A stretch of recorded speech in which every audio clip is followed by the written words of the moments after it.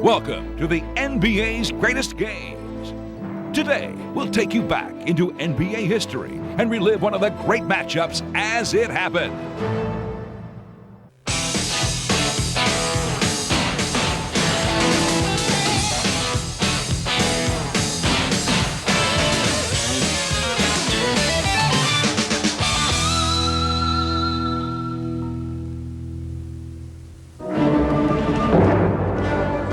Every great drama has its subplots.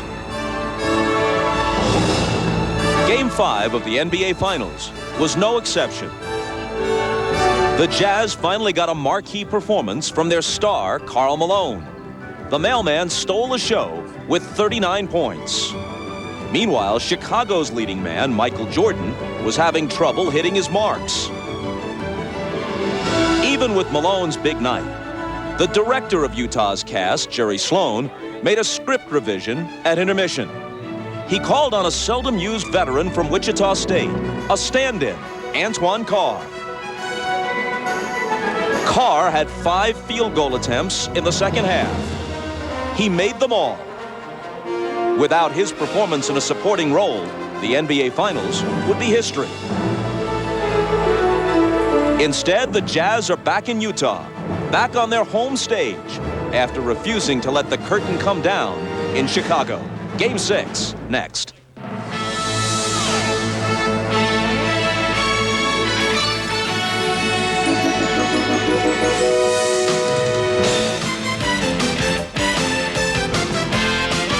This is the NBA on NBC. The 1998 NBA Finals. Tonight, it's Game 6, the Chicago Bulls versus the Utah Jazz. A while ago at the Delta Center, the cast of characters began arriving for Game 6. Karl Malone, fresh off the great 39-point performance on Friday night. Michael Jordan held just 9 of 26 from the floor in Game 5. Antoine Carr, unexpected hero, helping to bring it back to Salt Lake, where John Stockton has family support.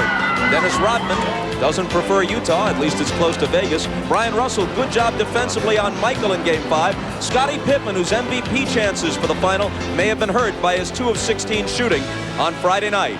And we welcome you back to Salt Lake City for Game 6.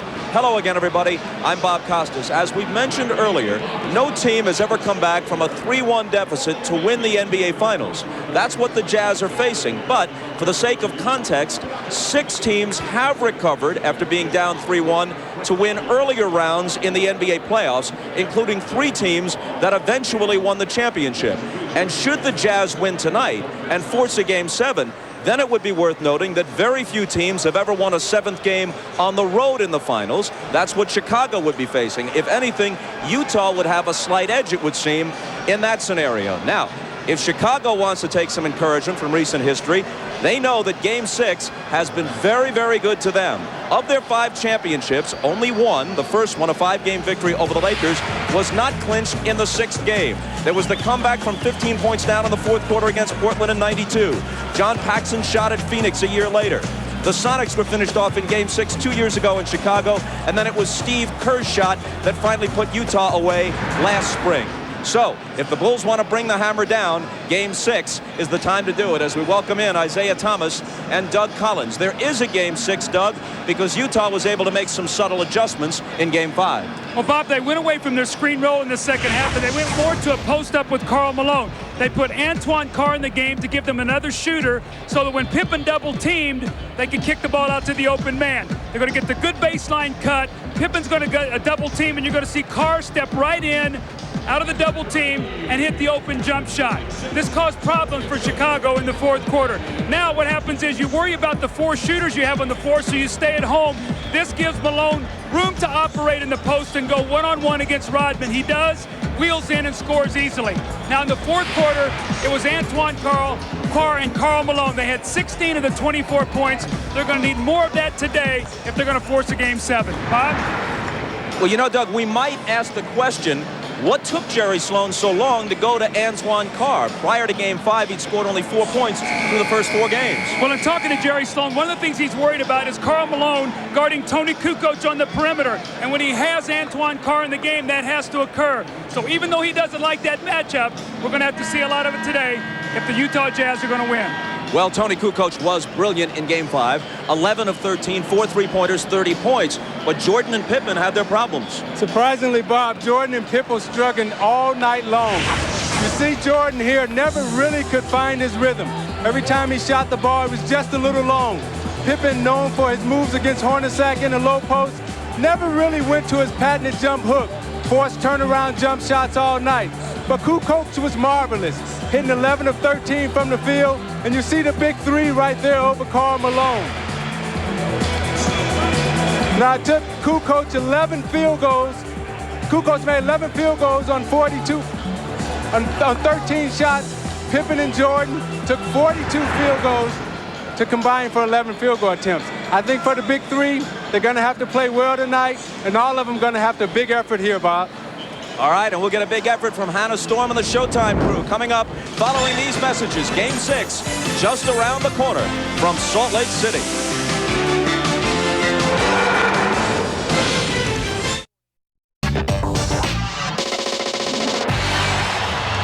And as always, pre-tip, we go to Ahmad Rashad. All right, thanks, Bob. The big news on the Bulls is the condition of Scottie Pippen. As was reported earlier in our pregame show, he did take an injection yesterday. He told me he hurt that back in Game 3 and Game 4, irritated a little bit more. Before the game today, he said he had everything he could have done to it. He had electrical stimulation, then he iced it, had ultrasound, had a massage, and then did a lot of stretching and told me that he is a little bit ginger, but nothing could keep him out of a game like this. Let's go down to Jim Gray. All right, thank you very much, Ahmad. One further Bulls note. I just spoke to Ron Harper. He is suffering the effects of the flu. He's very weak. He can't hold any food down. He will start. He will play. Just how long and how effective he doesn't know. As for Howard Isley, I spoke to him. He's still suffering from vertigo. He's telling me before the game he's a little dizzy. He's a little disoriented. He is going to play. Coach Sloan is just going to keep his eye on him. If he cannot go, John Stockton will take his minutes. Finally, I spoke to Karl Malone. Karl Malone told me he's going to the basket early tonight. He's going to be very aggressive early in the game. He wants to get Longley and Rodman into foul trouble. Not many outside shots at all. He finally went on to say, we're down 3-2. I know this sounds crazy. However, I like our position, and I'm confident we can win this series. Bob? Jim, thanks a lot. The officials are Dick Bavetta and Hugh Hollins, who worked Game 3, each of them in Chicago, and Danny Crawford, who worked Game 2 of the finals here at the Delta Center. The Bulls are just 4-4 on the road in the playoffs, and in fact have lost 4 of their last 5 road games against their toughest opponents, the Pacers and the Jazz. Jordan guarded by Russell. Hornacek will open on Pippen. They'll try and post Scottie on him. They go to it right away. Stockton comes over on the double team. Now back to Scottie, and they couldn't recover. Hornacek was left alone with him, and an easy 2 for Scottie. That's going to be the strategy here early. Try to go at Hornacek with Pippen. Michael will do a lot of the ball handling in the first period. Malone against Longley. Has to give it up, and Jordan is the only guy there.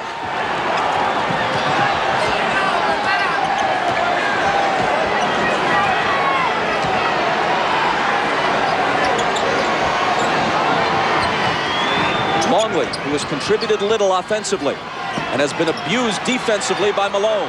It's Jordan missing his first shot, and Russell takes the rebound.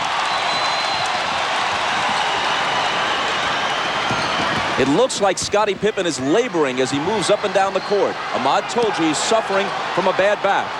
Malone hits his first. 17 of 27 in Game 5. As the whole Utah team shot better than 50%. Hooked away. Malone chases it to the side. It'll belong to Chicago. Bob, I think Scottie Pippen pulled his back out on that dunk shot on his first play when he reached up for the rim and he pulled it down. I think he stretched up and he grimaced as he came down and he could barely run. Harper guarded by Stockton. Pippen against Hornacek. Draws the double. Harper's the guy they'd like to leave alone. Kukoc isn't. But this time he misfires. Hornacek lost it to Longley. Now Pippen has it. All alone, Kukoc. The one thing you don't want to do if you're Utah is get into a quick turnover battle here and give them easy points, especially Kukoc. Remember, he loves to get off early in quarters, and then he's a load the rest of the game.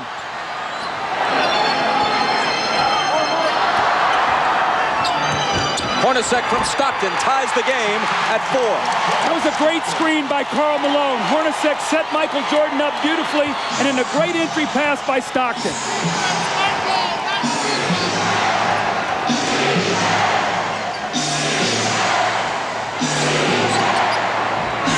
Kukoc.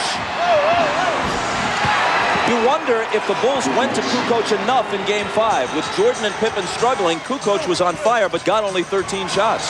Yeah, Kukoc has the size advantage and also the speed advantage over Adam Keefe, and he can take them inside. Also, he can stick the outside J. Malone got inside of Longley and drew the foul. Now you watch Pippen come across the lane, and as he reaches up to dunk, he pulls his back out, and you see him grimace as he comes up the floor. Let's keep our eye on Scottie Pippen tonight. Let's check in with Ahmad. Bob, Scottie Pippen's really having a bad problem. In trying to bring the ball down, you can notice Michael sending him down the floor so he can bring the ball up. Now, as we mentioned earlier, that the strategy was to go to Scottie in the post. If his back continues to bother him, they may have to change that strategy. Bob? You can see him with his hands on his knees, bending over, trying to limber up, wincing quite a bit. Malone hits the first. Generally, he and the Jazz team have not gone to the free throw line in the finals as often as they did during the regular season and in the earlier playoff rounds. The Bulls have had a big edge at the free throw line. Jim Gray is listening to Jerry Sloan over on the sideline. He says Jerry is already complaining about illegal defense early in the game. Let's see if the next time down the floor the referees hear him once again. Remember, that was something that was big in the United Center. He was able to get the referee's attention. I thought it helped his team. Harper trying to back in on Stockton, and the whistle goes against Utah. It's Stockton's first. See, what Chicago will try to do is put a lot of pressure inside on the post with Harper and Pippen posting up Stockton and Hornacek.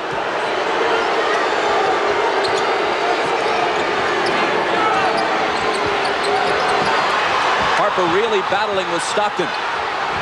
Now he's got it. Tried to bring it back out, and Keefe stole it.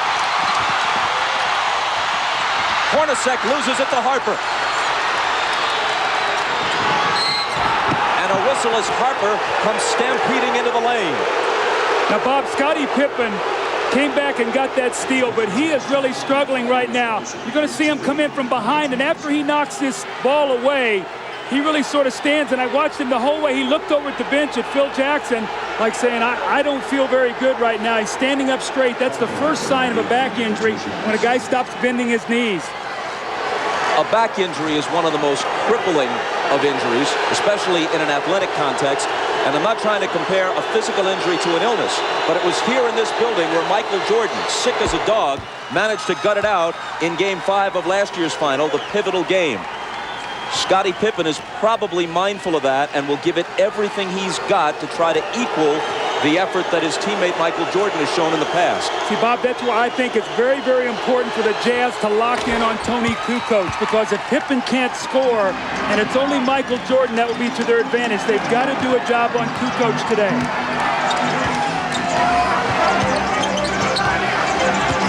Stockton drives on Harper, ties the game.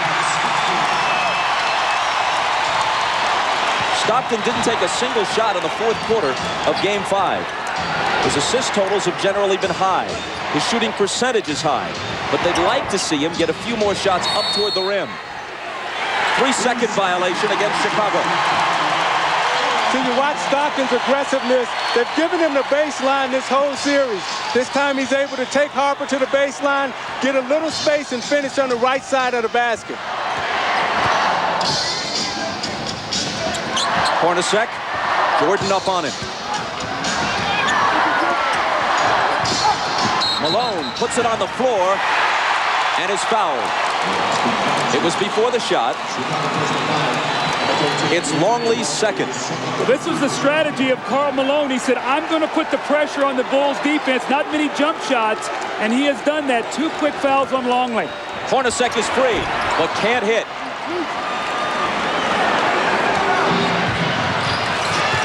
Hornacek is now 18 for 46 in the series. Jordan, there's his first field goal, and the Bulls take a 10-8 lead. If you take away Hornacek's 7 of 11 in Game 3, he's shooting around 30% for the rest of the series. 7 of 11 in Game 2, I should say here. Harper reached in and fouled. Rodman off the bench. Let's see who he replaces. Longley has 2 fouls, and it's Luke who'll go out.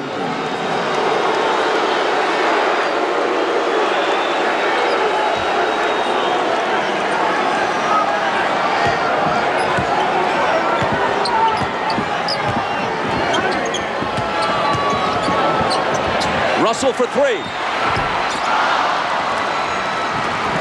Utah has not been hitting the threes in this series. Now 11 for 51, around 20%. They shot 37% as a team from beyond the arc for the season. Pippen with the hook.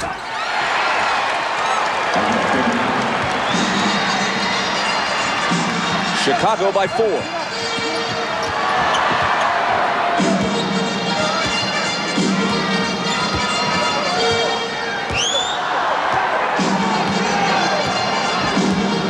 Malone screening for Stockton. His 3 isn't there. Pippen claims the rebound.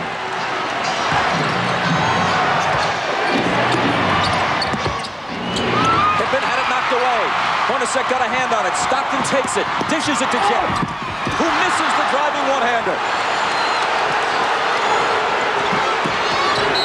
Jordan is wrapped up by Keefe for the Utah foul.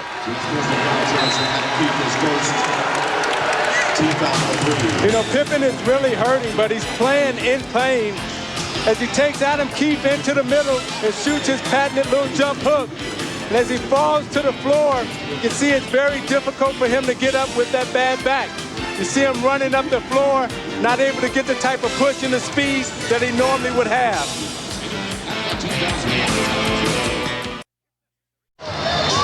Meanwhile, we played 9 minutes. Karl Malone has attempted only 1 shot, which he made.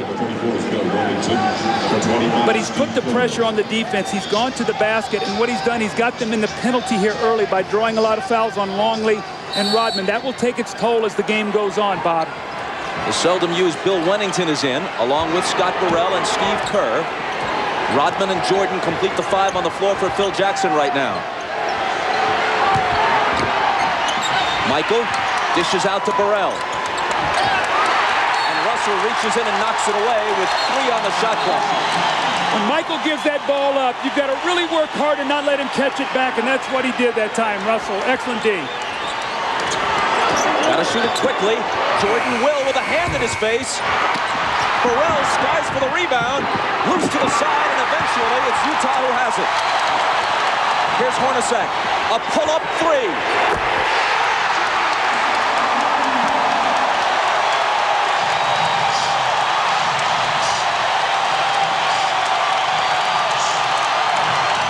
It's hard to imagine Utah winning the next 2 games and taking the title unless Hornacek hits shots like that, which outside of Game 2 in this series, he hasn't been doing.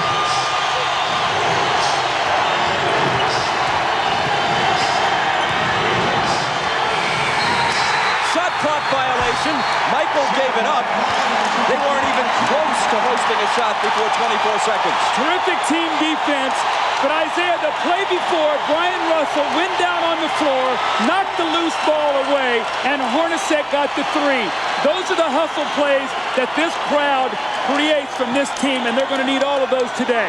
And this is the second time in this series where you've seen Michael Jordan lose track of the shot clock, which is very uncharacteristic for him. Isley, who's quicker than Kerr, is guarded by Steve as he comes out of the backcourt. It's Malone. And it's Utah with the lead. Only moments ago, they trailed by 9. Carr came in, Isley giving him good minutes. That's been the difference.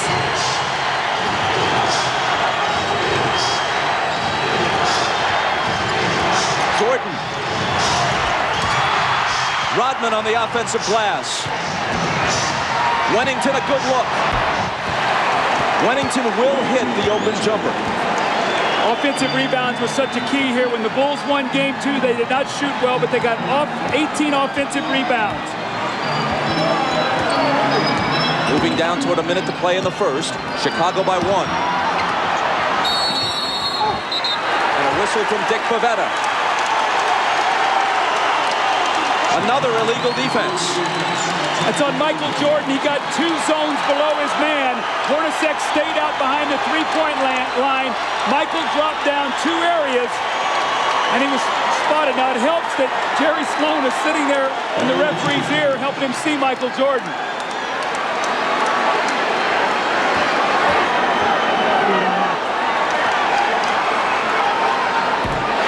Hornacek hits the technical. Watch the byplay here between Malone and Rodman. A sign of respect, actually, it appeared to me. You're it. Chris Morris comes off the bench, making his first appearance for Utah.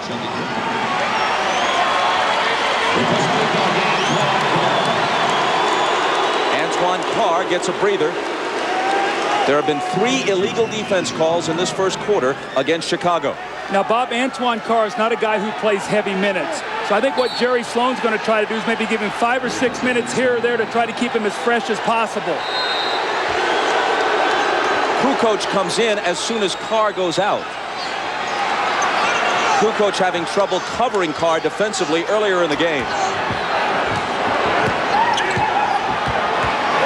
Isley bounces to Malone. Tough shot, but he cans it.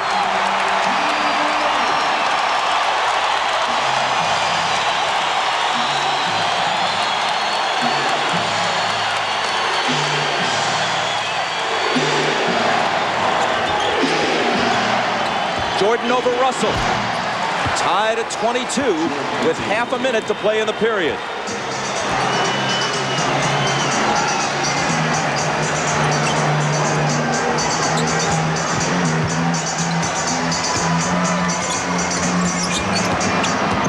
Malone against Wennington. Off balance, hit it, plus the foul. See, Bob, that's what I'm talking about, being aggressive, Isaiah. Taking the ball to the basket. Isley with the give and go. He doesn't settle for the jump shot. He puts the pressure on the defense, and it's a tough shot. And the same thing, he sees Wennington on him. He says, no way I can get this shot. He bodies up. Now an opportunity for a three-point play, which would give his team a 3-point lead. And the weak spot for the Chicago Bulls is when you get past Longley and Rodman, they have nothing behind them. Wennington can't hold Malone, and that's where they miss the big guys in terms of Caffey and O'Brien Williams. And Malone is smart to get into their bench now. A dozen from Malone in the first quarter. A perfect 4 of 4 from the field. Almost as important, Hornacek has contributed 9. They need him. Kukoc. They had a foul to give. It looked like he traveled, but just before that, the whistle blew for the foul. Now, Chris Morris slapped him from behind, so he took the good foul. Bulls will have to inbound the ball with 8.4 seconds to go, and Greg Foster's going to come into the game. Now, Bob, the reason he's in right now, and you give him a rest here at the end of the quarter, the last 8.4 seconds, and then the time during the break.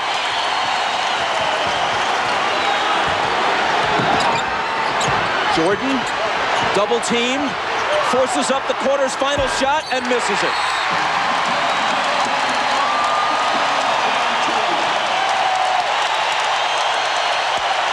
A better start for Carl than for Michael.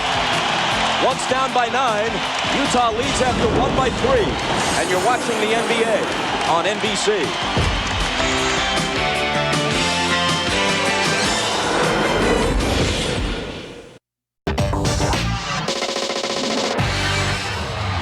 Ahmad Rashad back at the Delta Center, and early on, Scottie Pippen re-injured his back on that dunk shot that he had just at the beginning of the game. He has been in the locker room for the past 5 or 6 minutes trying to stretch that back out. He has both doctors in there. They're just trying to see what they can do to get him ready to play. And if anything else happens, I will be here to report it to you. Bob? Ahmad, thanks a lot. Guys, as we begin the second quarter with Utah up by 3, something significant. They were able to make a run and turn this game around a bit with Howard Eisley on the floor rather than John Stockton. And Eisley did not play well for them in Chicago, so much so that Jerry Sloan barely used him with the game in doubt on Friday night. Well, they went on a 17-5 run with Stockton sitting down, but also a key, they brought Antoine Carr in for Keefe. So they got another offensive player in there, Bob. That was real critical for them. As Jim Gray reported before the game, Eisley has been suffering from vertigo. Apparently not dizzied by the heights of Game 6 tonight. Shandon Anderson with a nice move.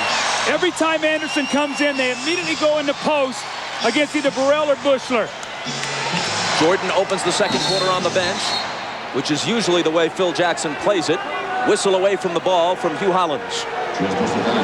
Again, Isaiah, Shandon Anderson in the post, and he just backs Scott Burrell down. Nobody helps him out.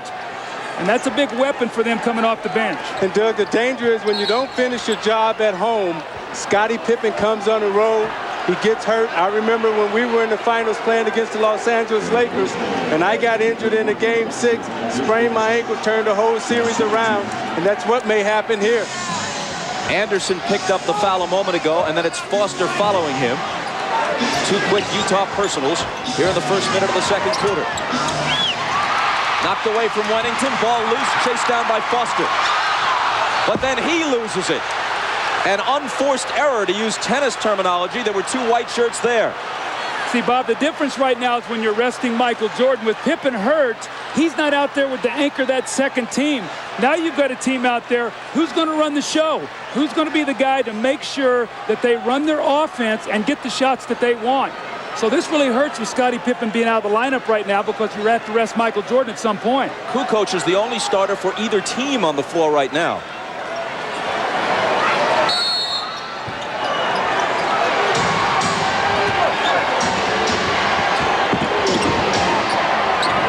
Foster on Tony. Wennington travels. Playing out of character. Bill Wennington is a catch-and-shoot player. He's not a guy, Isaiah, that puts the ball on the floor. Rodman to the scorer's table. He'll have to wait till the next whistle.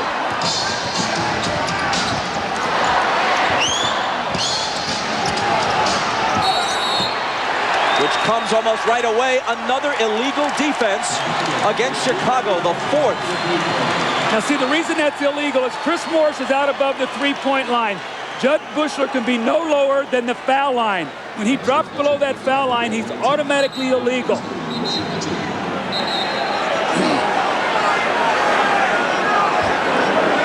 So Eisley is selected to shoot the tee. After the first illegal defense, every subsequent one against you results in a technical foul shot.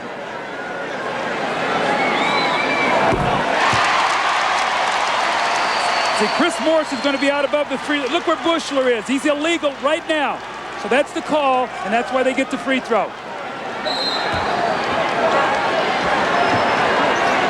Utah by 6. Foster on the move. And throws it away. 2 atrocious turnovers by Foster on consecutive possessions. Trying to do too much. Keep the game simple. You'll get minutes on the floor.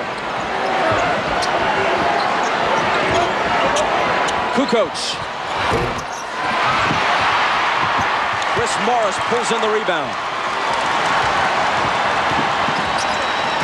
Carr from Eisley. Missed it off the glass.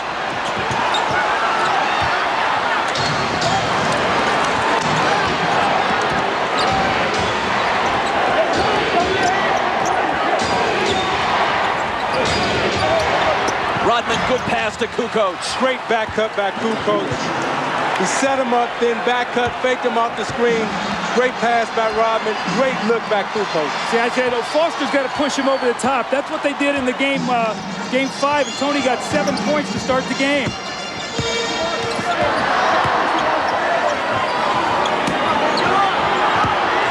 trying to back in on Rodman. It's off Anderson's hands, but recovered by Isley. 2 seconds to shoot. And he hits the three!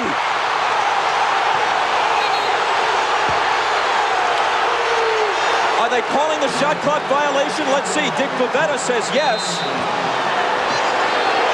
And they wave it off, though it appeared to me as if he had beaten it. See if the ball isn't out of his hand. 1 second. It's on the way, and they missed the call.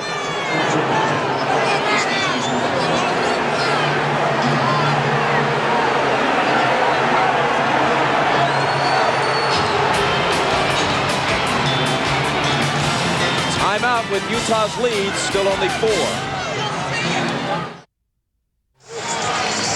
Ahmad Rashad back at the Delta Center. Now an update on Scottie Pippen. The time that he was doing the stretching, trying to see if he could come back and play, he was in the officials' dressing room trying to get the stretching. He has now moved from that locker room to his own locker room, but the word is that he's still unable to play. Bob? Ahmad, thanks a lot. What was the most important regular season game of the year? Undoubtedly the one at midseason here at the Delta Center, where Utah trailed the Bulls by 24 points early, 41-17, and rallied to win. Changed the outcome of that one game. And this series would have opened and ended if a 6th and 7th were required in Chicago rather than in Salt Lake City. It was that win that gave Utah home court and gives them a Game 7 if one is necessary here at the Delta Center rather than on the road. And do the Bulls face the remainder of this game and a possible 7th game either without Scottie Pippen or with a weakened Scottie Pippen? See, with the Bulls depleted right now, the Jazz must keep the pace of this game up. They've got to use their superior depth and just keep trying to wear Michael Jordan down. Jordan into the lane. Tough shot. He was fouled. He'll come to the line with a chance to tie it.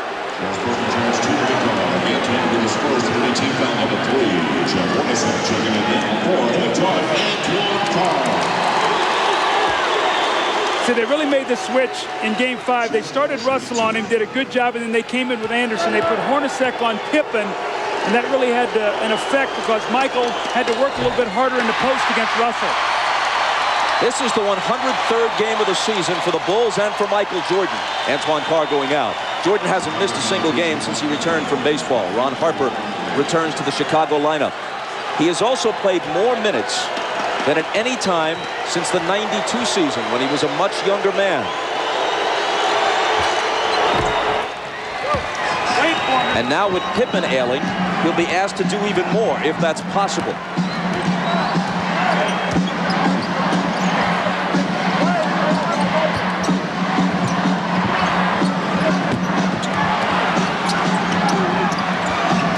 Malone slips it through a crowd to Anderson, who misses the floater. Rodman juggles the rebound but saves it in. Only his 2nd rebound tonight and only his 5th in the last game and a half after such a strong performance in Game 4.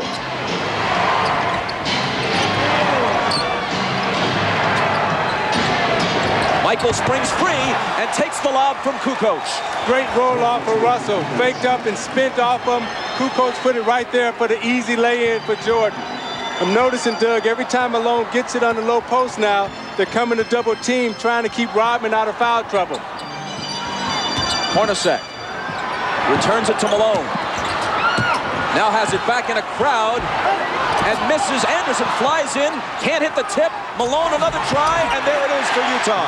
You see, Rodman didn't even try to contest that shot underneath. Don't want to get in foul trouble, so Malone's going to have his way down there. Just have to be careful and take his time and not draw offensive foul.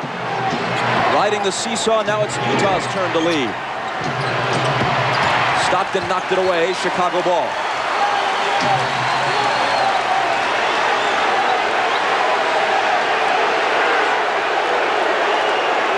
Phil's still lobbying for that travel on Malone on the last possession, but ain't gonna happen.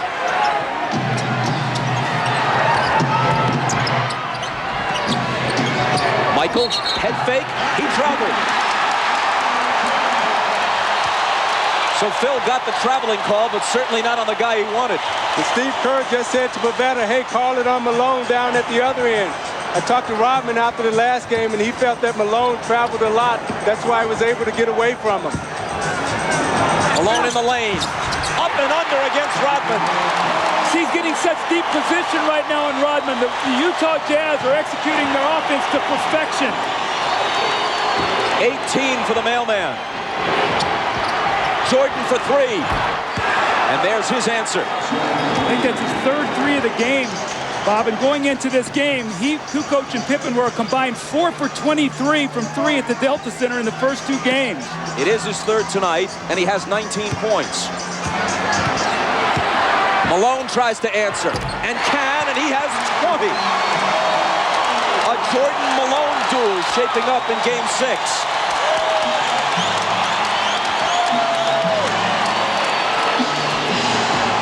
Kukoc on the run. He's in double figures now with 10. Isaiah, how much is it going to take him to figure out that he's a left-handed player? And you can't let him come with a strong hand. You got to send him back to help.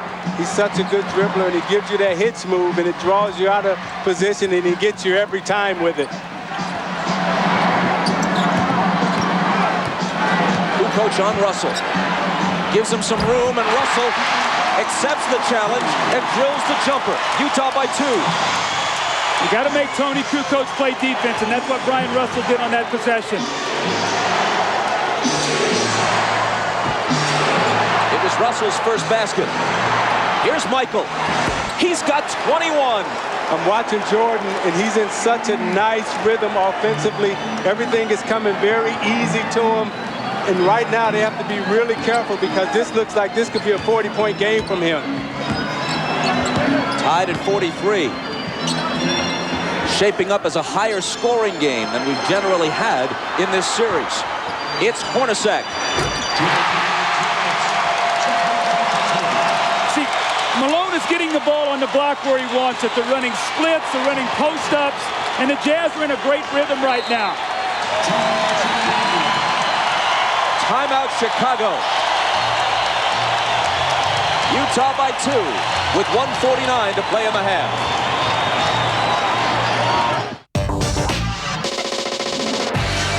Ahmad Rashad back at the Delta Center where the Jazz lead the Bulls by 4. Now the big story here in the first half has been the condition of Scottie Pippen's back. He has really been hurting. But during the halftime, the massage therapist gave him ice, massage. His back was having spasms. She got the spasms to stop, and Scottie Pippen is back out here on the floor. Whether or not he'll be able to play and play effectively, we'll find out. He is starting the second half. Let's go down to Jim Gray.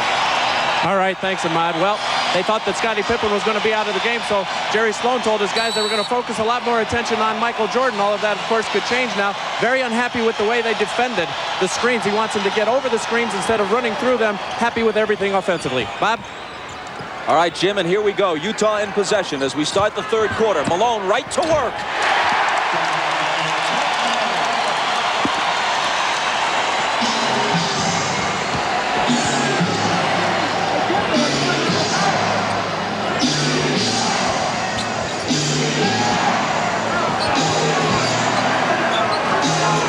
Hornacek on Pippen. It's Kukoc. The three spins out. Hornacek with rebound position. Utah in front by 6.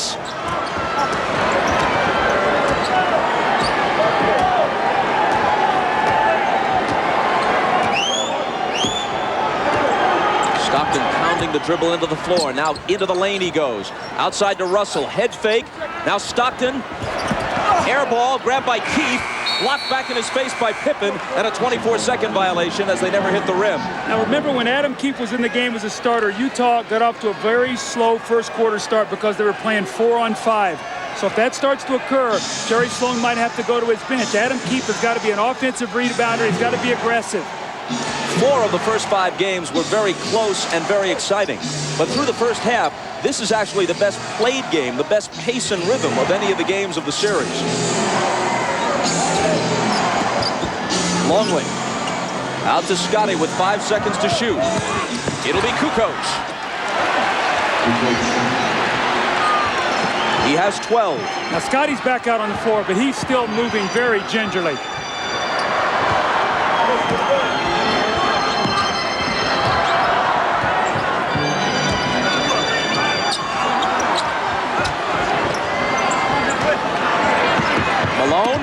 inside, and a whistle before the shot, and a Chicago foul. Now you watch Scottie Pippen, and let's take a look at how he's running. You see, he's laboring to get up and down the court. That back is still bothering him. Let's see how he goes. The foul was Longley's third. Stockton stumbles.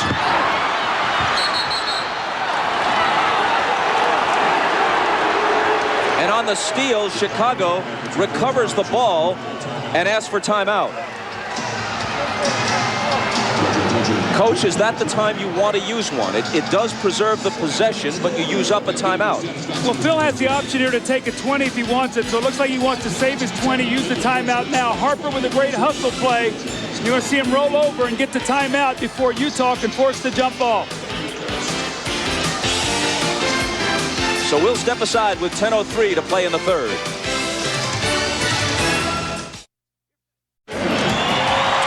Well, the series was way too pretty here in the first half. Now they're getting down to the basketball we've seen. Rodman and Malone go down. That's one. Here they go, two. Finally, the third time the foul is called. And I think it was a good no call that it wasn't a flagrant, because I think both guys were wrestling. And now watch Michael Jordan give Brian Russell a shot, and then Russell gives Michael a little pushback. So all of a sudden, temper's starting to flare here, little Bob, as we get down to the game 6 here in the fourth quarter. Rodman very ineffective thus far. Just lost the best out of 3 falls to Malone. And after I watched the whole replay, I'd agree with you guys that a flagrant wasn't called for, because Malone had thrown that elbow up around the chin just before Rodman tripped him at the end of the whole wrestling sequence. So probably best just to call the foul on Rodman and leave it at that.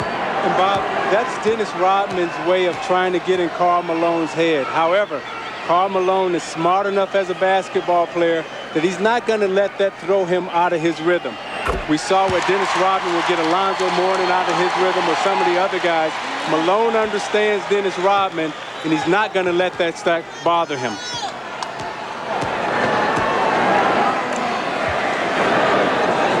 Malone has 23. And can't add to it. Kukoc takes it down. Chicago trails by 3 as we move inside 6 minutes to play in the third.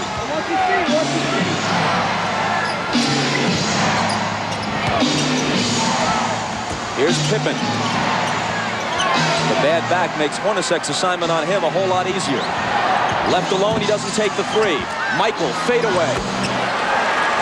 See, if I'm Hornacek, I make Pippen make one of those shots. He's really rushing out to close out on him. He's got to show me he can shoot that ball before I'm too concerned with him. I got to be more worried about Michael Jordan. Jordan has 27 to Malone's 23. Here's Malone again. He was fouled. The basket would have counted, but it wouldn't stay down. It's on Pippen his first. Now you watch Michael Jordan on the repost, takes a quick bounce, the reverse spin, fakes Russell out and shoots a nice fadeaway tape. But I agree with you, Doug. I would make Scottie Pippen make one of those three-point shots before I leave Michael Jordan alone in the low post.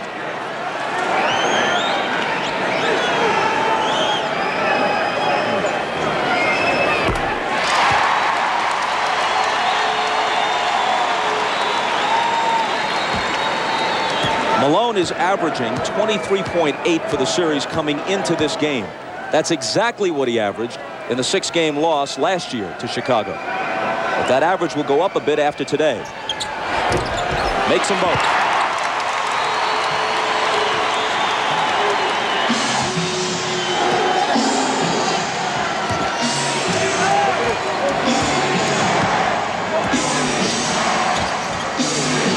Michael's pass to Scottie. And finally, the tip drops. Rodman gets credit for the basket, but it looked like Pippen was not able to show us the usual body control that he'd normally have to finish off that play. Usually he would dunk that ball. Harper on the foul this time. See, Isaiah, normally Scottie catches this ball in the back door and jumps up and power dunks this. You could see he could barely get off the floor, but Rodman with a great tip. And when you have a back injury, Doug, it's hard for you to squat and use your legs to get the lift. so therefore you're jumping from a standstill and straight up position. Tonight on Dateline Sunday, a tornado rips through the Midwest. And the program also has survivor stories from Mount Rainier. That's Dateline tonight after the game. It's at 10 o'clock for those of you on the West Coast. Harper grabs the rebound as Stockton makes one of two. Utah by 2.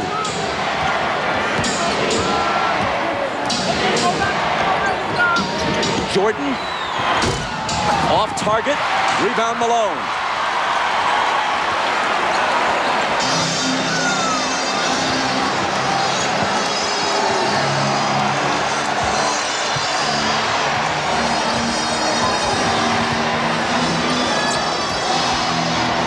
Hornacek driving on Jordan, knocked away from him. Still Utah ball. 4 on the shot clock. When Malone grabbed that last rebound, it was noticeable that Rodman backed away. He's already got 3 fouls, speaking of Dennis. And with Longley on the bench with 4 fouls and pretty much ineffective throughout the series when he has been in there, Rodman's got to be very careful. Knocked out, 3 on the shot clock. Howard Isley back on the floor now. Stockton getting a breather with 4:15 to play in the third. Pippen got a hand on it. They've got to shoot it in a hurry, and they can't get it off in time. 24-second violation against the Jazz. Is it time, as we get a quick look at Jerry Sloan and the laboring Scottie Pippen, is it about car time again? Well, I think what Jerry's trying to do is buy as many minutes as possible. He's still got a 2-point lead. And Antoine Carr is a guy that maybe gives him 24, 25 points, and here he comes, or 25 minutes. Here he comes right back into the game. So Jerry realized that he needs somebody out there that can shoot the basketball. Pippen giving it his best, and that time it was good enough. As we said, with that back injury, that little jump hook in the middle is an easier shot for Pippen to shoot because he can extend with his long reach and his arm length. Tied at 57. Hornacek had a good first half and hits this one. They're really making Michael work on a lot of splits. Hornacek is being very active. They know that Michael is the majority of the offense today, so they've got to keep him in motion. 15 for Hornacek. Now trying to guard Pippen. Scottie splits the defense, can't hit the bank, but Rodman with a second tip. That's the energy we talked about that the Bulls needed from Dennis Rodman. He gave them nothing in the first half. That's 2 tip-ins for 4 points here in this third period.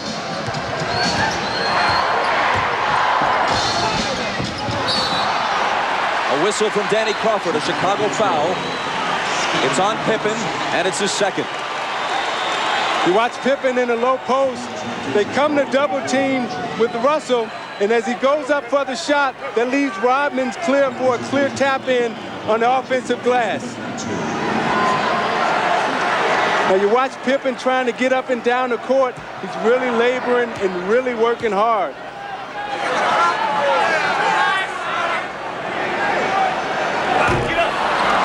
Scottie has come out. Kukoc, Burrell, and Kerr all in. There's Pippen heading back to the locker room again to try to stretch out that ailing back. Russell missed the first, but connects on the second. Utah by 1. Well, the only thing that's saving Utah in this quarter to keep them in the lead is the free throw line. Those early fouls have hurt Chicago, and Utah's taking advantage of it. Kukoc knocked away, and there's a Utah foul. It's just their second of the period.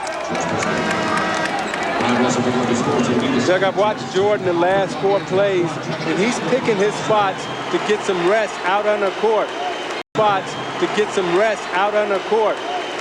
He's not playing Hornacek as tough because I think he knows that at the end of the game, he's going to have a lot of energy.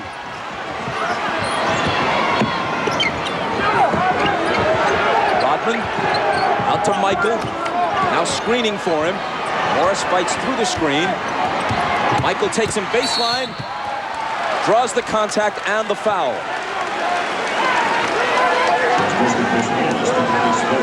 Michael's going to go to the line.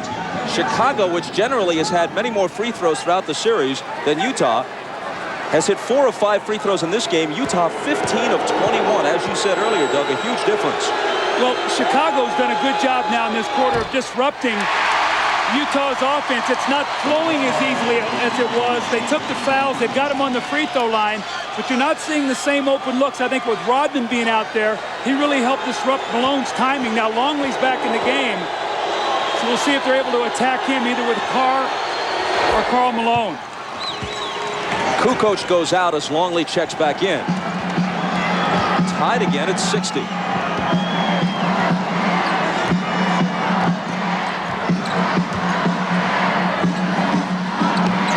Malone left block where he likes it best against Rodman. When the double comes, he dishes it out to Carr.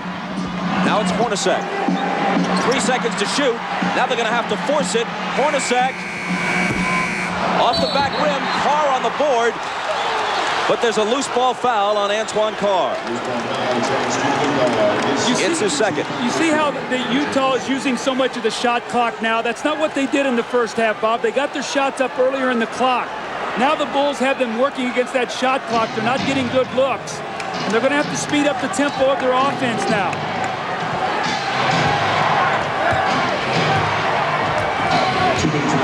Jordan on the move against Morris. Double pumps. Misses the scoop. Malone will clear it. Inside 2 minutes to play in the period.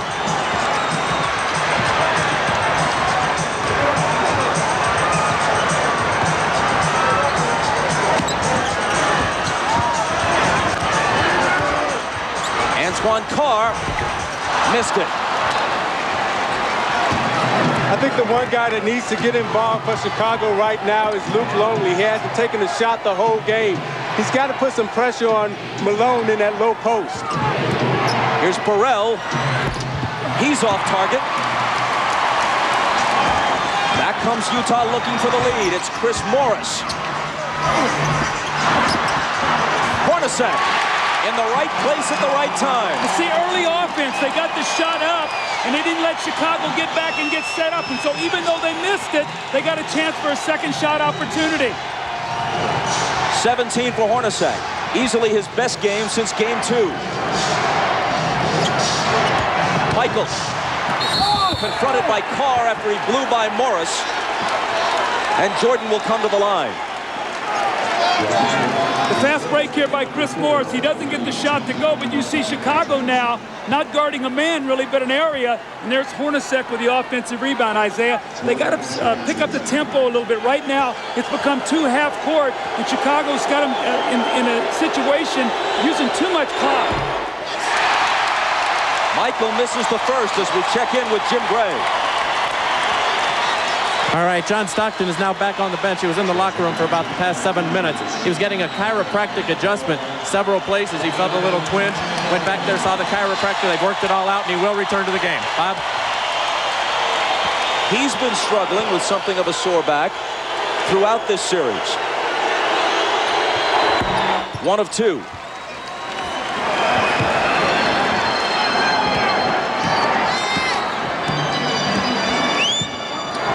Utah by 1 and with the ball. Isley hands it to Carr.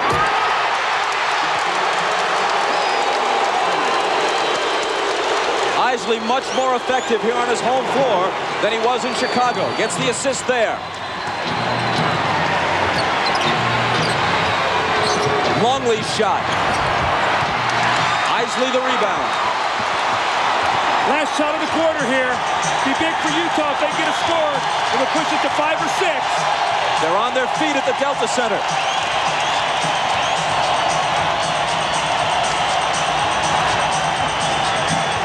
Kerr on Isley. Around Keith's screen. Now he gets it back. And hits just before the buzzer.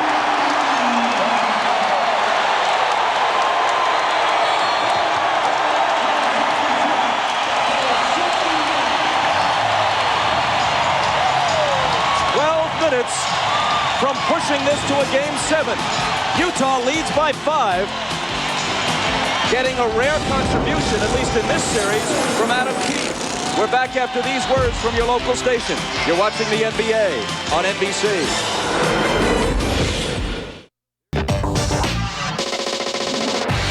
Howard Isley, after a miserable Game 5 with no points and 5 turnovers, today has been big. He's helped rest Stockton. You see the kick down to Antoine Carr and the dunk.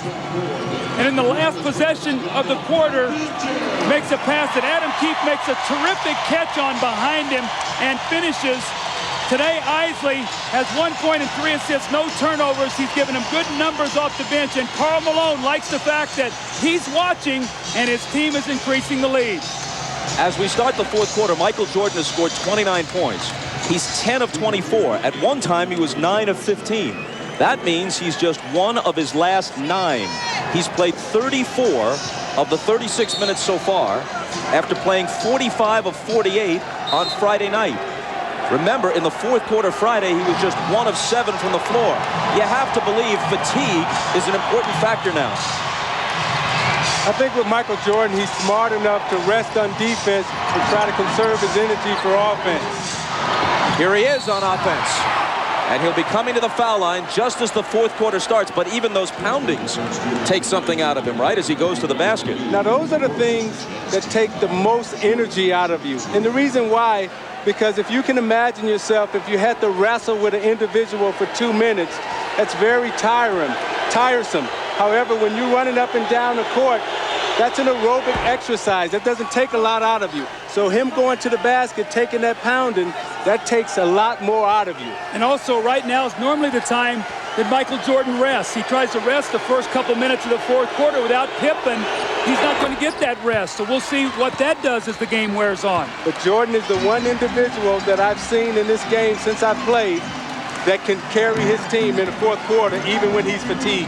He's already played more games and more minutes than at any time in his career. Isley, big hoop for Utah. Tell me confidence isn't an unbelievable thing. This is the same kid we watched in Game 5 who didn't even want to dribble the basketball. Today, he's making some big plays for his team.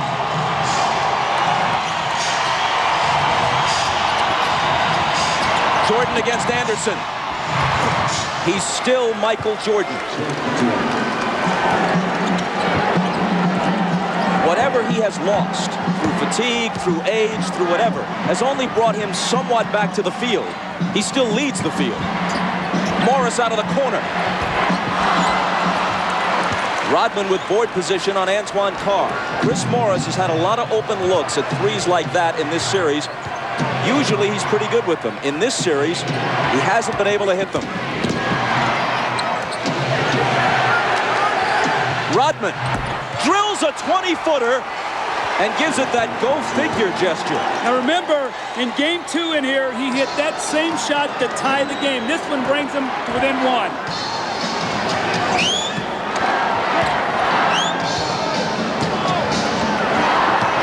Isley returns it to Keefe on the screen roll, and he blows the dunk. He argues that he was fouled, but he should have finished it anyway. Now Keefe heads for the bench, and Malone comes back.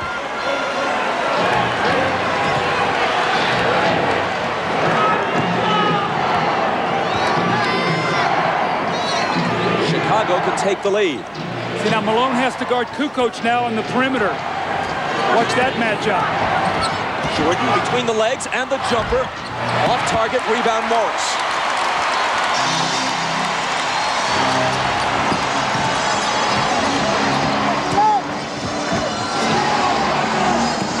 Malone hands it back to Morris, who converts on the reverse.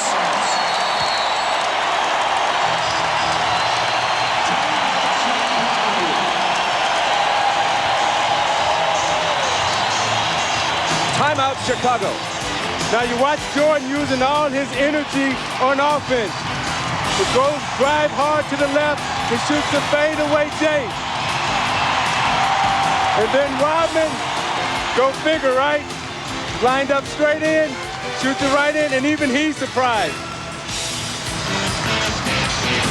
And you watch Chris Morris moving without the basketball. Malone with the beautiful feed. Morris with the reverse layup off the glass. Beautiful basketball by Utah.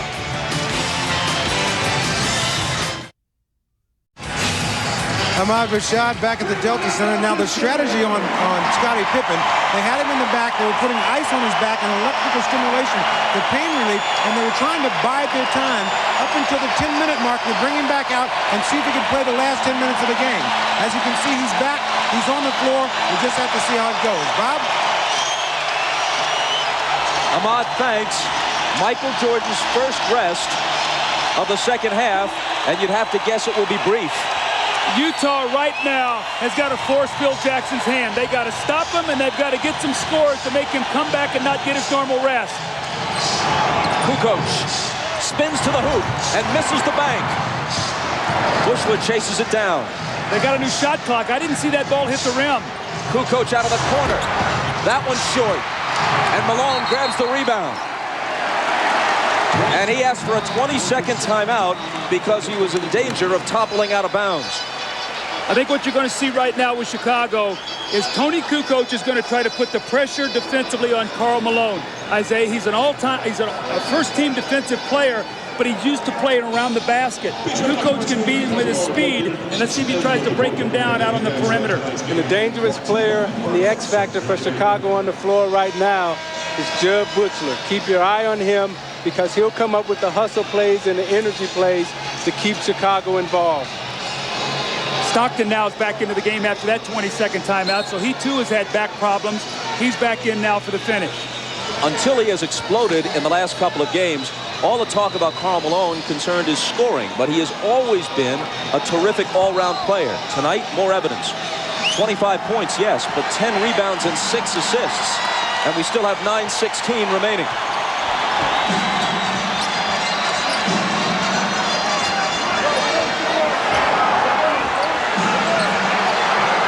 Stockton on the dribble against Kerr, trying to find Malone, but they get a hand on it, and Rodman grabs it.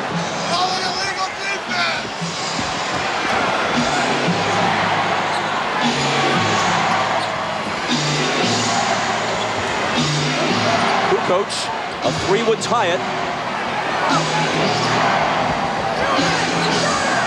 4 seconds to shoot. Stockton knocked it away from Kerr. Malone tumbles. Should be a 24-second violation since no one had established clear possession of that loose ball, and that is what's called. How about Karl Malone going for this loose ball? Now, John Stockton normally will come up with this ball. You can see he can't bend over with that back, but Karl Malone with a great hustle play that gives his team that opportunity now for the loose ball on the 24-second shot clock violation.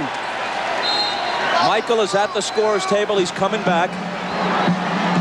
The next time play stops. Remember now they like to go to Anderson in the post on Buechler.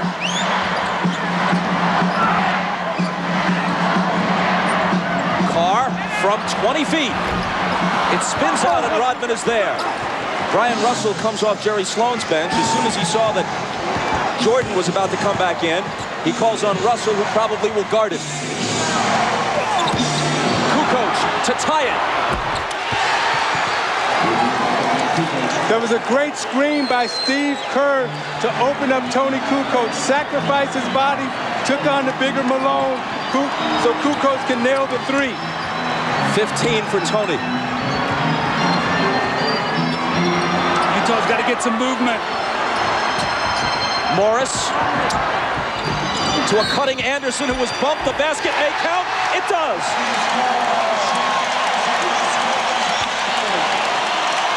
Bob, you can see now, Karl Malone has a tough time on the perimeter. He doesn't like to play out here, so he gets bumped and he just tries to run through the screen. Kukoc gets the bare three and knocks it down. And in the good movement here, you got to get a slash and a cut to get to the basket. Too much standing around for Utah. An opportunity now for the three-point play, which they get. The foul on Kerr was his third.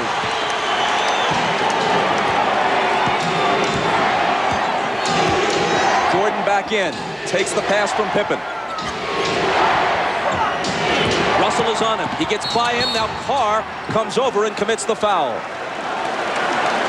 You see, they're so conscious of Michael Jordan coming off the screen.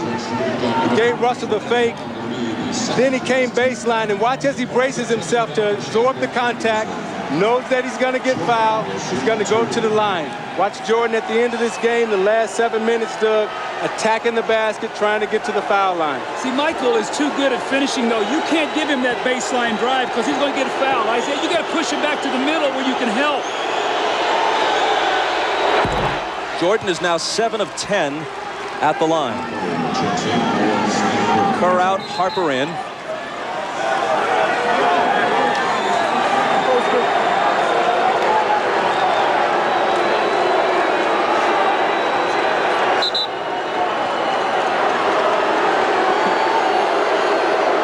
We're told that the brief stoppage was because of a sign one of the fans was holding, and it had some offensive language on it. So they had it removed.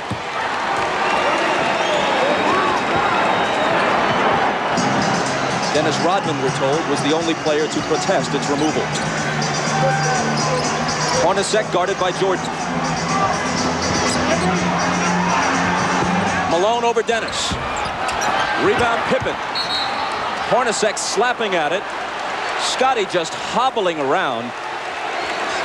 The foul is on Antoine Carr, and that's his fourth. Utah has gotten very stagnant here right now, Isaiah. They've really bogged down and really started in the third quarter. The free throw line kept them in it, but right now they're really struggling scoring. And this was Chicago's defense has been dominant against Utah in the fourth quarter.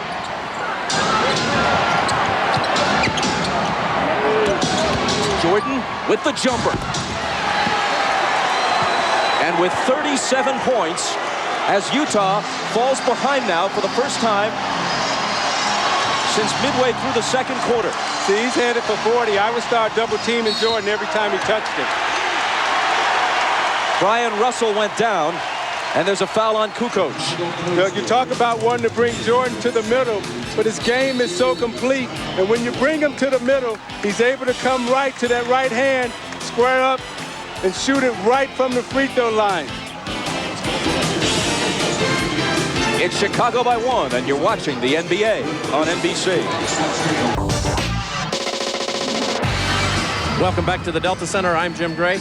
Jerry Sloan during this timeout told his team we can't keep playing this stagnant offense and walking the ball up the court. We need some cutters. He wants to push the ball, try and get some fast break opportunities off the rebounds. Wants them to set some picks and run off the picks, create some movement in the offense. Bob? Jim, thanks. A look at the numbers for Jordan and Malone.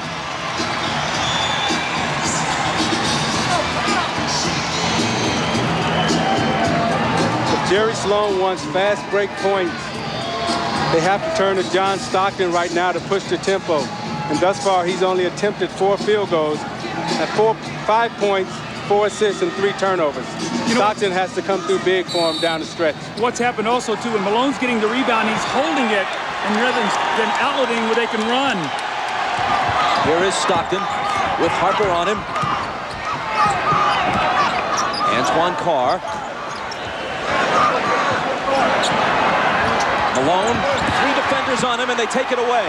It's Pippen wincing as he comes up with the loose ball.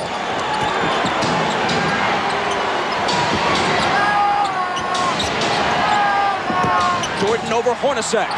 Short. A whistle underneath from Danny Crawford. Stay right here. Loose ball foul on Utah. See, Malone's catching the ball in the post. He's getting double and triple team right now. He's got to be a passer out of this post. You see Pippen there knock the ball away from him. But if there are 3 guys on him and you space the floor, somebody's got to be open. And Doug, what Chicago is saying right now, we're not going to let Karl Malone beat us. Someone else is going to have to step up and beat us tonight. Pippen, who can barely move, throws it in. In almost any other situation, he couldn't possibly be playing. Regular season, never. Even earlier in the playoffs, he'd probably be sitting. Jordan again. And Stockton pulls it down. This is where they got to push it, get something quickly.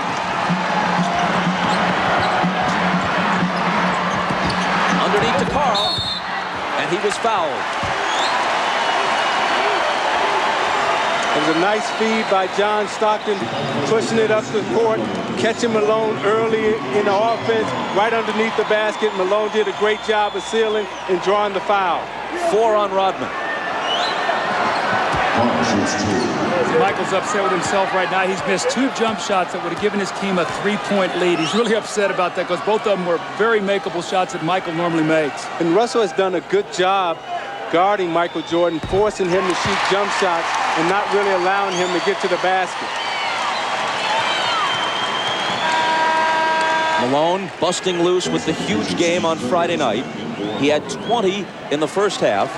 He's at 26 now after the free throw.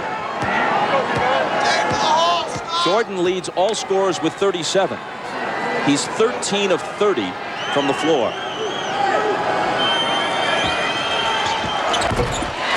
Utah back in front by 1. Steve Kerr now in for Chicago. Remember, he spaces the floor and gives them another shooter if they do start running at Michael and scrambling their defense.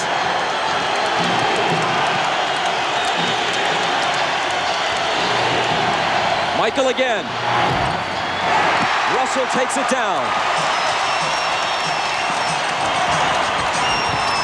Stockton has a little daylight, and Utah has a 3-point lead. Transition basketball again. The little screen by Malone, and he hits the open jump shot. Kukoc. Kerr. Pippen in the lane. Connects on the turnaround, playing through clenched teeth.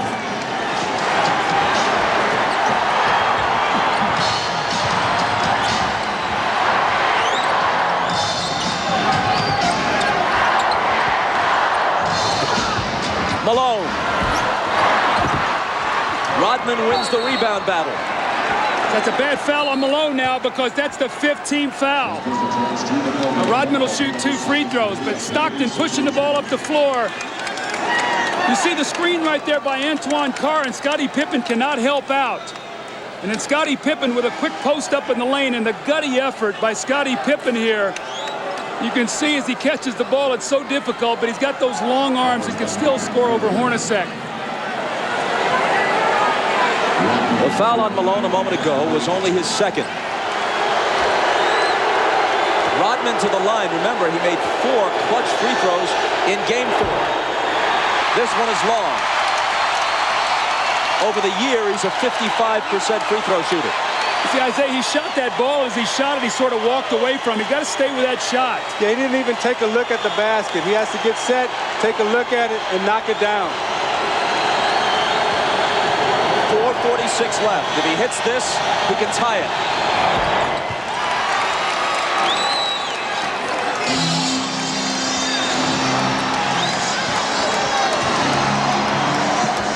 Stockton glancing at the clock as he comes across. 4.5 minutes for Utah to end its season or prolong it. Stockton, 5 seconds to shoot. It's Hornacek. Malone. They'll bring it back out. The jumper by Carl. Utah back in front. Great patience. Offensive rebound, kick it out, and Hornacek got it right back to him. Malone has 29.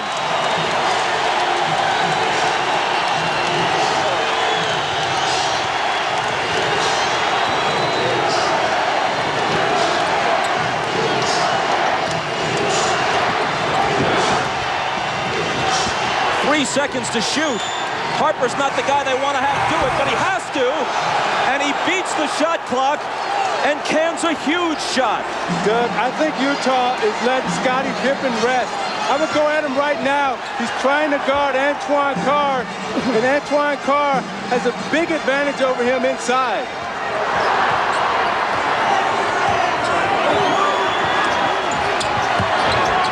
Russell. Driving against Rodman. Contact and a foul. Kukoc was also there, and they call it on Kukoc's 3rd. Now you watch Harper as he takes this shot. Does he get it off in time? I don't know. That's a tough call. Well, you know what? If they miss that call, it's a 5-point swing in missed calls on shot clock situations. They took a Howard Isley 3 away wrongly in the first half.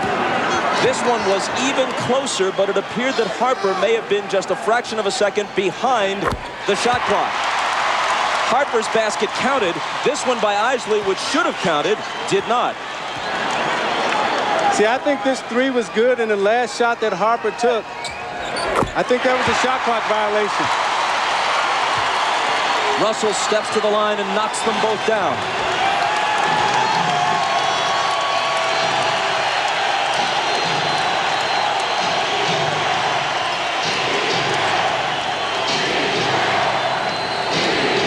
On Harper, out to MJ for three.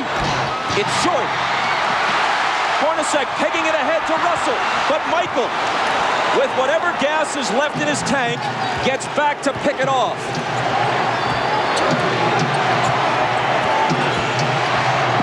Rodman, offensive foul on Dennis.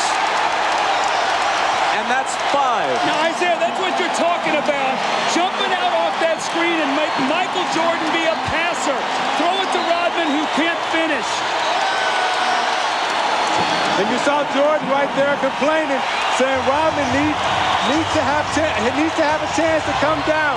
I thought it was a questionable call. When you look at this play, you watch Jordan come off the screen and he's double teamed, and as an offensive player, you're allowed to establish position and come down. It's a tough call right there.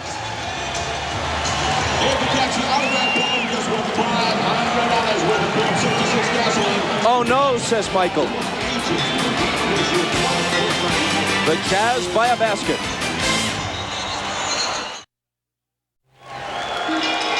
Well, remember last year in Game 4, Stockton to Malone that won the game. The long pass over the fingertips of Michael Jordan. Stockton with a great pass. Michael just misses it, and Malone gets the layup really to seal the win.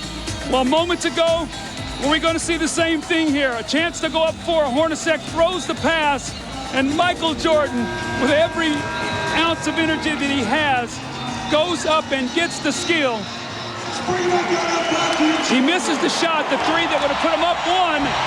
Had this gone through, it would have been a 4-point lead for the Jazz. Michael gets back and makes the great steal. Jordan has 37 points on 13 of 32.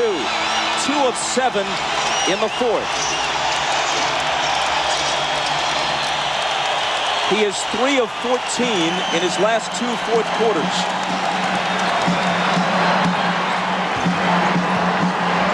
Even Superman apparently gets tired. Malone, lots of room. Got it! Malone goes over like he's going to the post and screens for Stockton, and he rolls out and hits the huge jump shot.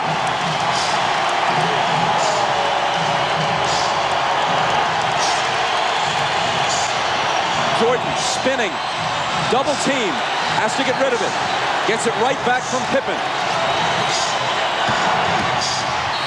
Double pump, knocked away by Carr, and a foul.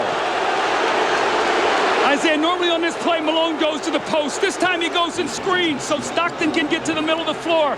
A mix-up, they trap, no one rotates, and Malone buries the shot. Now on this defensive possession, Hornacek, I thought, should have run at Michael Jordan and made him pass the ball back to Scottie Pippen. You got to take the ball out of Jordan's hands right now and make Harper or Pippen beat you from the perimeter. Jordan's 9 of 12 now at the stripe. Now you look at the job that Russell is doing against Jordan. He's keeping him out on the perimeter, not allowing him to come into the post. He hits them both, making it a 2-point game with exactly 2 minutes to play.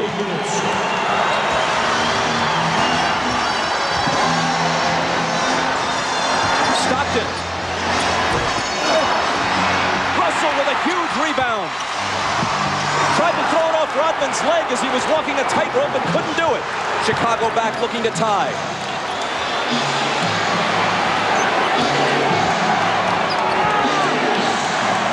Michael, short, rebound Stockton. The jumpers come up short when fatigue is a factor. It's true of anyone, even the best of them.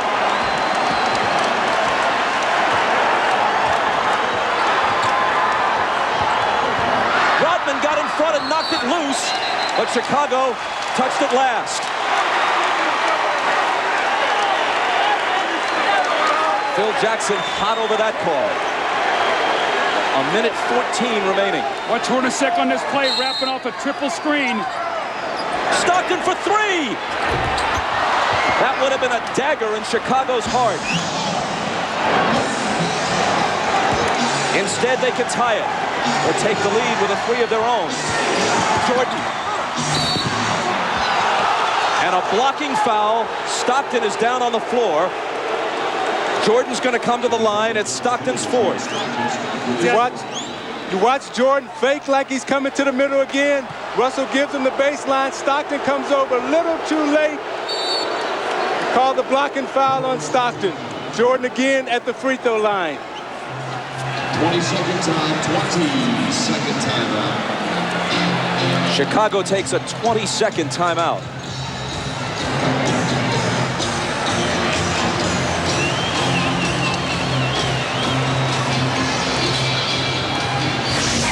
Now you watch Jordan in the fourth quarter trying to get to the basket against Anderson. Pulls up and takes the jump shot. Again, they're keeping him out on the perimeter, not allowing him to get into the post. Coming to the foul line for his patented free throw line, Jay. But again, Russell keeping him out of the post.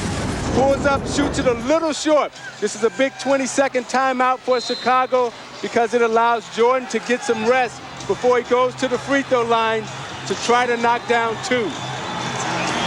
At the line, he's 10 of 13. From the floor, he's 13 of 33. Well, in this fourth quarter, Michael is only 2 of 8 from the fourth quarter, but what he's done is he's been able to get to the free throw line. He's 6 of 6, so he's shooting his 7th and 8th free throws of the quarter. They've got to find a way to be able to guard him without fouling him here.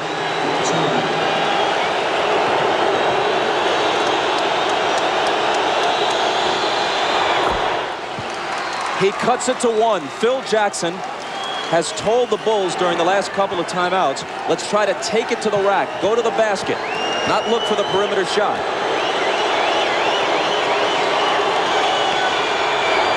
Jordan ties it. Maybe the 20-second timeout was, as much as anything, just to give him a breather to gather himself for the crucial free throws. 50 seconds. Malone. Cross-court Stockton, a three. It's there!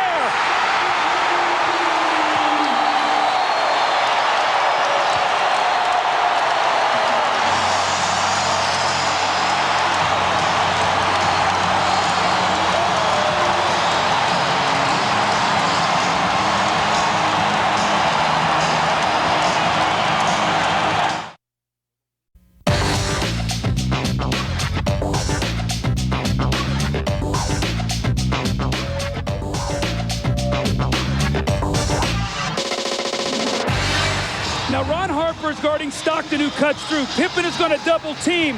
So watch what happens now. Stockton's going to circle through, and Antoine Carr dives down, so Harper has to play him. Now on the skip-out pass, Stockton hits the three. What a huge shot to put his team up three. Look how close his foot was to the line here. A three by inches.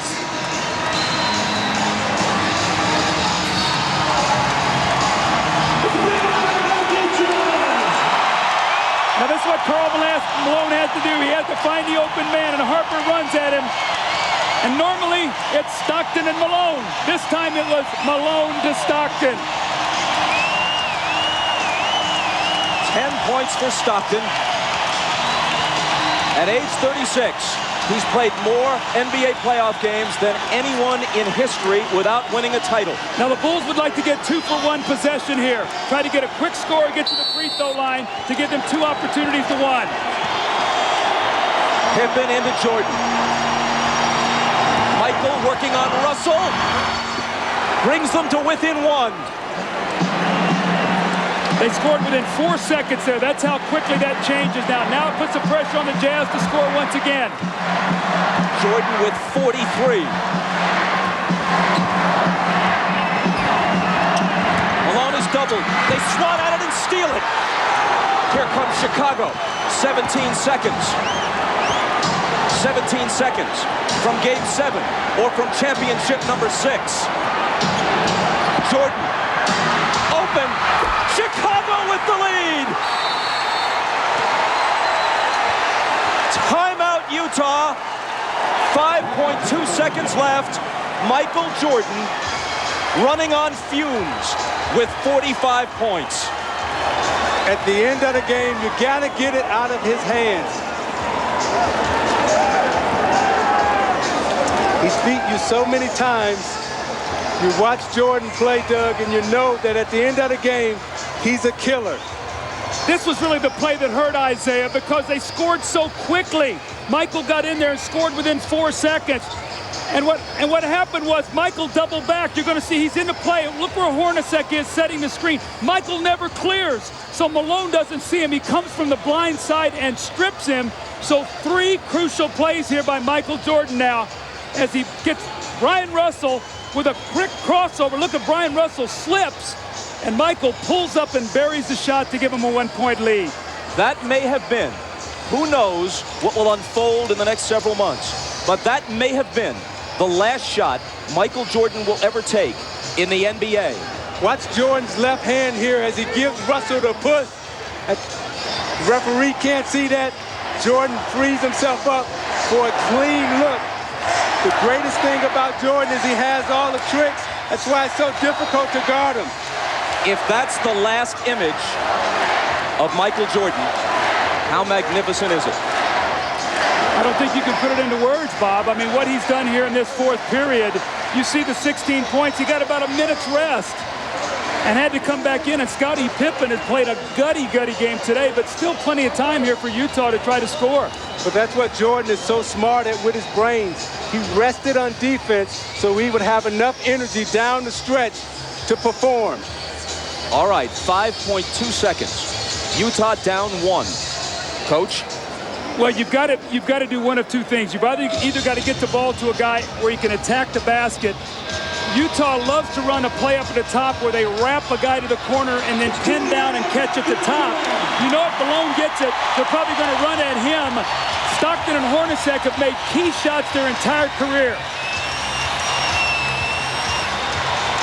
Stockton, Hornacek, Antoine Carr, Karl Malone, and Brian Russell. If they score, there's a Game 7. If they don't, for the 2nd straight year, they go out in 6. Stockton, Harper's on him. Behind the screen, Harper got a piece of it. It comes off. The Chicago Bulls have won their 6th NBA championship, and it's their 2nd three-peat.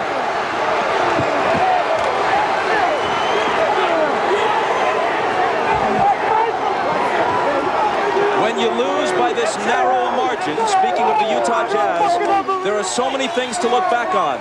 But the Howard Isley 3 that was taken away in the first half will eat at them all summer long.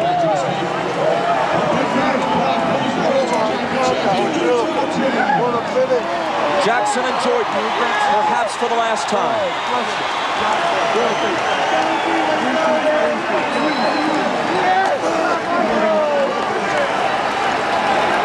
Chicago 87, Utah 86. Jerry Sloan showing class, trying to shake hands with each and every member of the Chicago Bulls, who won 2 out of 3 here and 2 out of 3 in Chicago. Thank you, boy. Dave, thank you, boy. Thank you.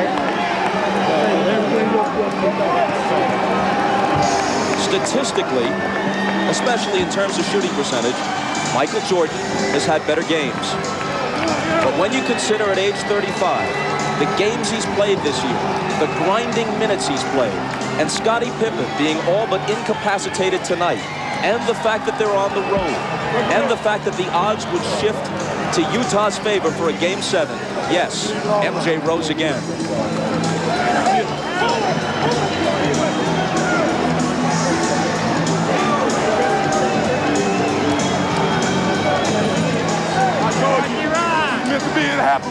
He no longer needs accomplishments to prove his case as the greatest player in NBA history. He just adds to it.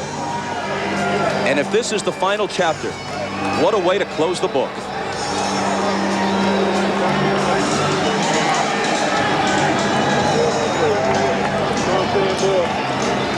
I tell you, Bob, as you look at Scottie Pippen there, I remember all Scottie ever heard about was the migraine headache and that he couldn't play with pain. Well, today, they could not have won this game without him. Just his presence being out there. He made some big shots. He fed the post. He did all the little things for Chicago, and his numbers aren't going to show it. But Michael, once again, with the heroics, the unbelievable plays. But his sidekick, Scottie Pippen, was there for him when he needed him. And I'm watching Michael Jordan hug his mother right there. Such a great player, such a great person. Everything that this game is about, the goodness of it, he represents, and what he's done for the game of basketball and for this Chicago Bulls organization. All of us as former athletes are very thankful to 23 in red. Michael Jordan is as great a competitor as sports has ever seen. He also has an uncanny sense of theater.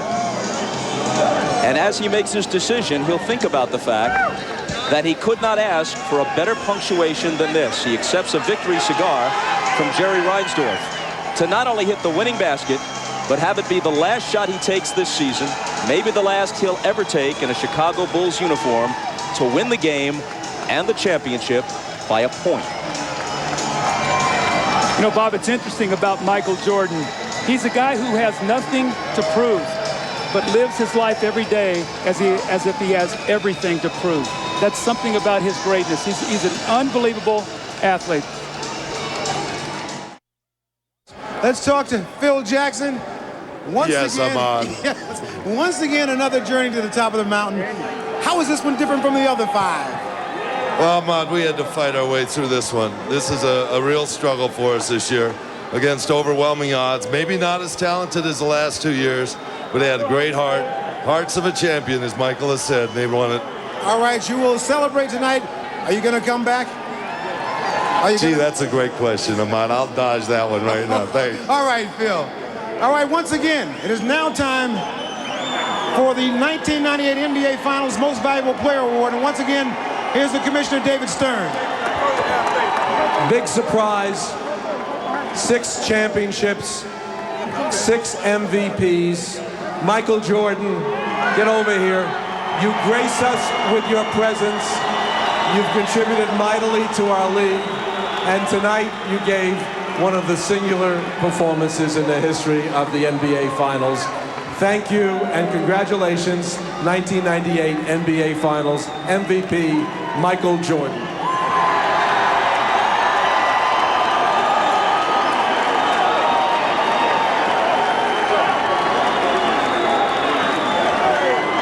Michael, you have won this award before, but somehow I have the feeling that this one is more special than all of them. Well, let me say hello to my wife and my kids at home because they desperately wanted to come. I didn't want them to come here today because I wanted to focus on the game, but I wish they were here to help me celebrate. I know they're there cheering, and I can't wait to get home. But to the Utah fans, you guys are a tough bunch to play in front of. You guys came out with a lot of loyalty and respect for your team. You made it really tough for us. We really, after losing Game 5 in Chicago, a couple of us dread coming back to Utah because we had to deal with the fans because of the energy that they bring to the game. But we had no choice, so we had to come in and play our best, and you guys made it a very competitive finals, and you know, it's very worthy to win this, and I think of all the championships that we've won, this is the toughest. It doesn't get any easier, but at the beginning of the season, this was the goal that you set out for. How wonderful was it to make this into a reality? Well, I tell you, when you start the season, I'm pretty sure every team next year is going to start with the focus of finishing and winning their last game. We started with that focus. It was a long road, a lot of different tasks and little bumps in the road, but somehow we made it, and I think everybody who looks at this year is going to have a lot of gratification and understanding and a lot of dedication. There were a lot of times during the course of the season that people doubted the Chicago Bulls, doubted that you'd be able to come back and pull this off. Even during this finals series here, people doubted you. How did you guys stay so confident? Well, I mean, this team is one. Our leadership is strong. Our leadership is very positive, very determined, and it filters down to the rest of the players. And we never let anybody give up. You know, we believed in it, and we kept coming for it. All right, I've asked everybody if they're all going to come around and try to do this again. One more time? I would love for that to happen. I think that's something that's got to have to be determined over the summer. All right. Congratulations, Michael. Congratulations, Chicago Bulls. Let's go over to Jim Gray. All right, thank you very much, Ahmad. Tonight, one of the truly gutty performances in the finals by Scottie Pippen. Scottie, how badly were you hurt during this game? I was hurting pretty bad, to start the game off. I was able to get a dunk when I came down. The pain just sort of built from that point, and every time I tried to run, I was getting spasms. But I knew I wanted to come back and try to give a better performance in the second half, so I just tried to take advantage of that little bit of time before the half and, see what I can do. And I came out the second half, and Chip wanted to give me a little treatment, and I took the treatment, and I told him from there I was going to just try to gut it out. I felt like that my presence out on the floor would mean more than just sitting in the locker room. Initially, you didn't think you could come back, and then the miracle happened there at halftime. How much did you revert back to some of the things that had happened to you in the past, and you knew that if you gutted it out this time that it could change all of that? Well, I knew I was going to come back the second half. I have to correct you on that. I knew, but I just didn't know how much I was going to be able to give. I knew I wanted to just hope that the team could stay in the game, keep it close, and if I could come back out, let my presence be known out on the court. Now, Scottie, you were in tears after the game. Was this your most difficult championship, and why the tears this time? Is it maybe because you feel it's ending? Well, I think they all have brought tears to my eyes, but this one's so difficult because, I felt like to some degree without me being out on the court that I was kind of letting the team down, and they understood, but, I wanted to be there. I wanted to be a present. I wanted to play a major role in the game, but the other guys came off the bench, held us in there the first half, especially Michael. He had a heck of a game, and, everything else is history. Now, you hold the key here to these teams returning. Michael said if you come back, he'll come back, and Phil and so forth. What are your thoughts? Will you come back? Would you take a one-year deal? What will go through your thought process in making this determination? Well, Jim, right now I just have to, let everything soak in. There's a lot of opportunities out there for me, and, I have to look more down the road at my future, but, I don't know. After all this soaks in and get back and get my back on track, you never know. Are you feeling a little sad right now that this could be coming to a close? No, not really. We're going to enjoy this, and, as long as we can. As a player right now, I don't feel like it's over. We got a lot of celebration to do, and I'm not really looking forward to next season right now. Final thought, the Utah Jazz and Karl Malone, a spectacular effort. What would your thoughts be toward them? It was great. Karl and John, they're some gutty performers. Whether it's Hornacek, Russell, who's grown and matured and, had a fabulous series. We take our hats off to this team. The fans here have really came out and made us work hard. It was a great series. It was a even better series than last series, even though, both series ended at 6 games. This topped it all. Scottie, congratulations. A truly gutsy performance. Thank you. I'm here with Karl Malone. Karl, can you begin to explain the disappointment you must be feeling right here at the end? Well, without a doubt, I'm disappointed.